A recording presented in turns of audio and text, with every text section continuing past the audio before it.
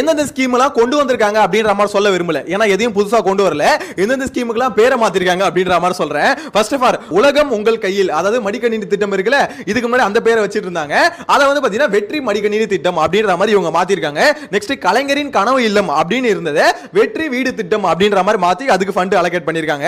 இதுக்கு அடுத்து முதல்வர் படைப்பகம் அப்படின்னு இருந்தது டிஜிட்டல் நூலகம் அப்படின்ற மாதிரி மாத்திருக்காங்க. இது வந்து அன்பு சோலை திட்டம், அதாவது முதியவர்களுக்கு. சோ அதை வந்து பாத்தீங்கன்னா மூத்த குடிமக்கள் பொழுதுபோக்கு மையம் அப்படின்ற மாதிரி இவங்க மாத்திருக்காங்க.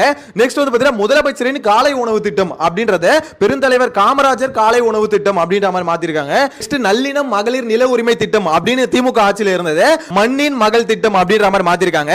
விலையில்லா சைக்கிள் வழங்கும் திட்டம் அப்படின்னு இருந்தது நவீன மிதிவண்டி திட்டம் அப்படின்ற மாதிரி மாத்திருக்காங்க. சோ இந்த மாதிரி பேரை மட்டும் தான் மாத்திருக்காங்க, மத்தபடி வேற எதையும் மாத்தல அப்படின்ற மாதிரி தான் சொல்லணும். இது மட்டும் இல்லாம பள்ளி கல்வித்துறைக்கு இவங்க ஒதுக்கி இருக்க அமௌண்ட் வந்து போன ஆட்சியை விட இந்த ஆட்சியை கம்பேர் பண்ணும்போது 2000 கோடி கிட்ட கம்மியா அலோகேட் பண்ணிருக்காங்க. சோ பசங்களோட பள்ளி கல்வித்துறைக்கு வந்து அலோகேட் பண்ண வேண்டிய அமௌண்ட் ரொம்ப கம்மியா பண்ணீங்கன்னா அது ரொம்ப பெரிய தப்பு அப்படின்ற மாதிரி சொல்லியிருக்காங்க.